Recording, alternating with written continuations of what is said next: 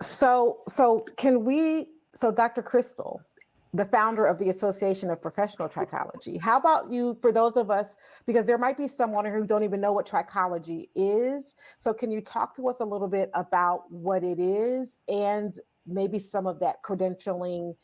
What does a legitimate credential look like? Because I have actually seen quite a few trichologists on Instagram and TikTok, but help us understand what it is, maybe in terms of trichology, and then we can maybe talk about what we should be looking for. Yes. So trichology is the study of, anytime have a suffix of ology, that is study of. So it's study of the hair, diseases of the hair and scalp in particular. And a trichologist is someone who studies diseases of the hair and scalp. Mm-hmm. And so there are programs out there that aim to educate, usually hair practitioners, not always. There are no prerequisites, but a lot of hairstylists are interested in trichology because when they service the general public, people who sit in their seats have these issues and they're like, oh my gosh, I got trained to do hair, meaning to make people look and feel beautiful. But if they don't have hair in order for me to do that, what am I supposed to do? So a lot of people seek more education, and there is this field that they can go into. And there are various programs out there. I'm not going to go into detail about any of them in this particular setting. But what I do want to say is, just like any educational program, there are different levels of quality. There are different levels of expectations. And so people really have to do their due diligence to understand whether or not the person who fulfilled their educational requirements, what they went through, and if it is right for them. Mm-hmm. And that is why I wrote the Medium article, because I think both practitioners and the general public are being bamboozled. And it's unfortunate because even professionals, so there are institutions out there that offer a PhD in cosmetology as well. Mm-hmm. And they're just taking people's money. Mm-hmm. And I think the passion for the practitioner to want to pursue something, more, and to have a deeper understanding, I think that's genuine. And talking to, so since I've been on my own, I've spoken to so many people on a personal level, and I know that people really want the best for themselves and others, and they're really trying to prepare themselves. But unfortunately, there are just horrible people out there who see dollar signs and they are taking people's money. And so that's why I had the Medium article talk to the practitioner as well as the general public, because both need to be aware. Mm-hmm. Mm-hmm. And the reason, I just want to be clear too, the reason why that is so problematic is because, one, it's potentially illegal. I don't know that you can claim credentials that you don't actually have. That's deceptive, a deceptive practice. I'm not an attorney, obviously, so I don't know like what the official legalese would be, but it's misleading at least to tell people that you are this expert when you don't have the actual educational credentials. So, and then you pay a premium for these people for the expertise that you believe that they have. So that is also an issue. You're coming out of more money.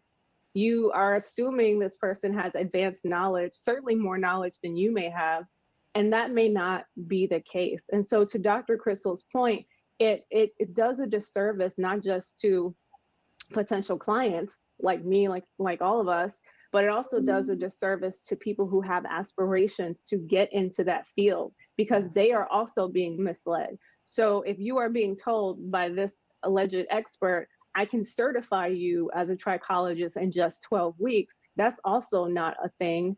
Or you hear people touting, I'm a board certified trichologist. There is no such thing as a board certified trichologist in the United States, because as Dr. Crystal had in her Medium article, which I cite in the article that I wrote for Essence, trichology is a field that is not regulated in the United States, which people need to be aware of that. So pretty much anyone can go on the internet and claim anything.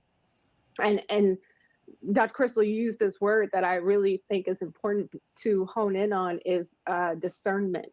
Yeah. It is really on us as consumers, as potential clients, to be discerning about who we work with, who we entrust with our care, and to do our due diligence the same way we would with any doctor. You would look up their reviews. You would look up, you probably would not be seduced by if a certain doctor, unless it's a cosmetic surgeon, if they had certain celebrities, like what difference does it make? Can you operate on a heart or not? Like, I don't care if it was a celebrity heart or no, right? So it's the same thing. It's like, you can't be, like swayed by the Instagram feed and what that looks like, because that doesn't really tell you anything about what actual expertise and skills someone may have. Right. So So what would you say, and both of you can respond to this, what would you say would be just some practical steps that women can take, right, when it comes to trying to identify, maybe they want a trichologist? Is there anything that can help us practically be more discerning about who we pursue from your experience? Yeah, so I'll say just looking at the accomplishments and contributions to the industry itself, especially if they're toting around saying that they have a doctorate degree or PhD. Most PhDs, especially if you say that you are someone who is qualified to be able to, do research, there are credentials that you need to do research. And they're so prevalent that even on LinkedIn, they have a template where you can say, if you actually have a city certification, which stands for Collaborative Institutional Training Initiative, and you conduct research, you should have made contributions to the industry and you should have that. So that's one way. Right.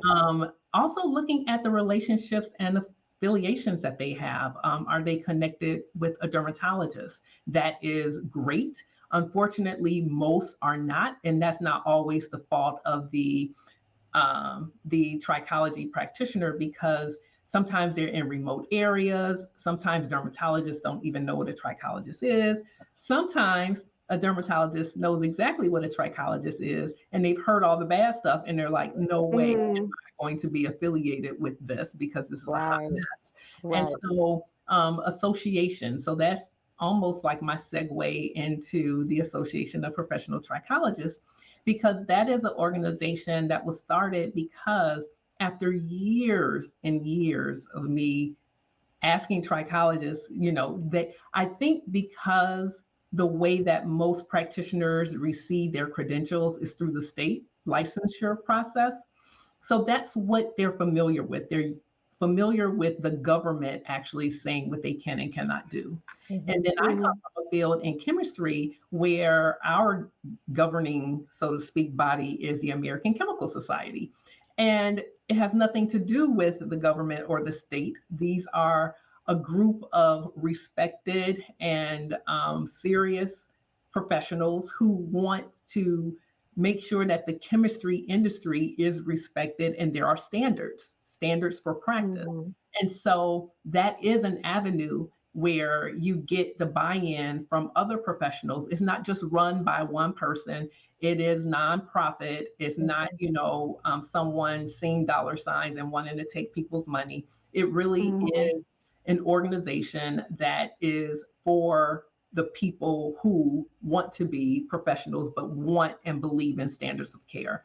So that is why we have the association, but it's new. It's barely a year old. And we do have members who I would consider serious and conscientious hair practitioners who really want to see the industry be elevated. So that's what we're doing. So even knowing that someone is interested in that, so even though we don't have the credentialing part yet, we're working on it. It takes time and resources, and we're trying to work hard to get that going.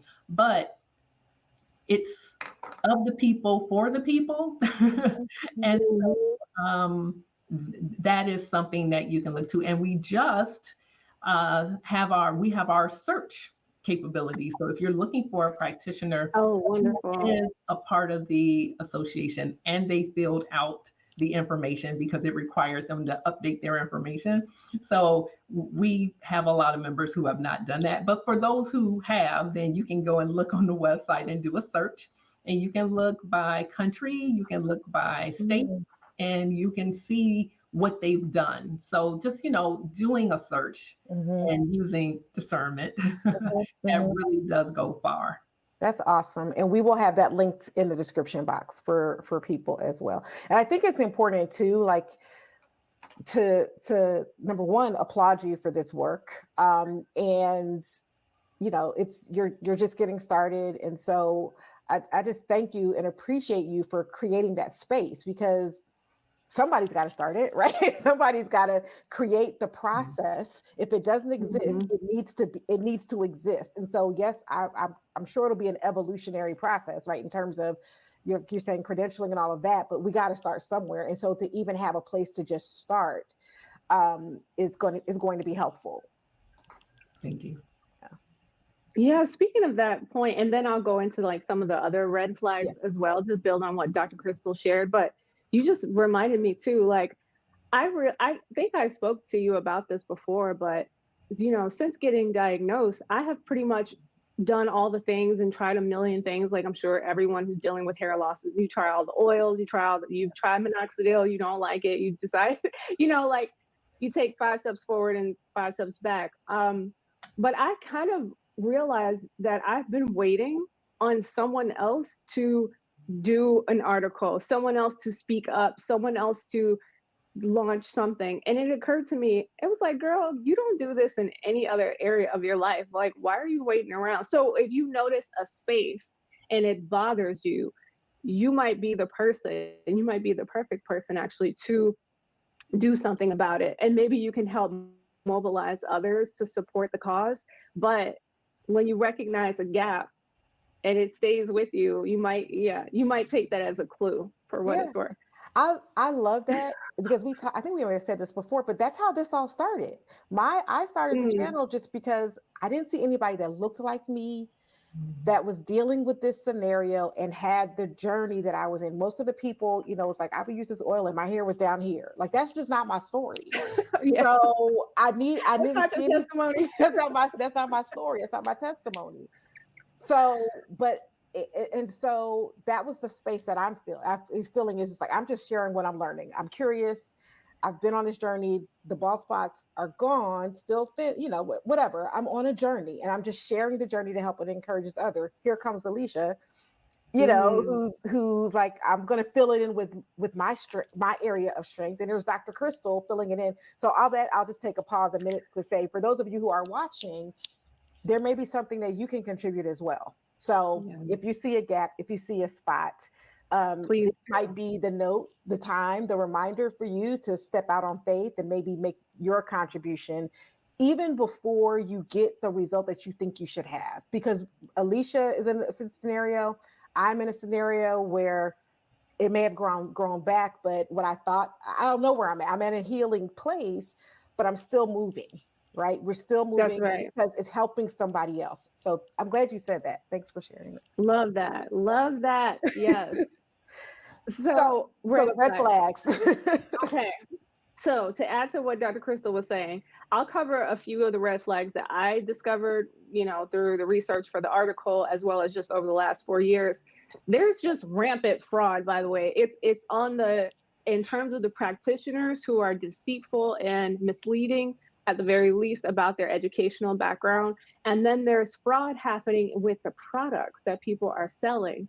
So we'll talk about a couple of those. So on the practitioner end, some watch outs. If you do not find any expert who claims to have a PhD, likely will have a LinkedIn page. LinkedIn is, for all intents and purposes, the primary platform from a business standpoint. If you've gone to school, you've got a PhD, you work a full-time job, or you have your own business, most likely you do. It should be seen as a red flag that someone claiming to be a doctor or have a doctorate level degree doesn't have a LinkedIn to support that. By the same token, if they claim to be a doctor or they call themselves a functional doctor, that's another one of the scams that people are using, or misleading terms. And you think that that assumes that this person has knowledge or that they have advanced degrees. Look to their LinkedIn page.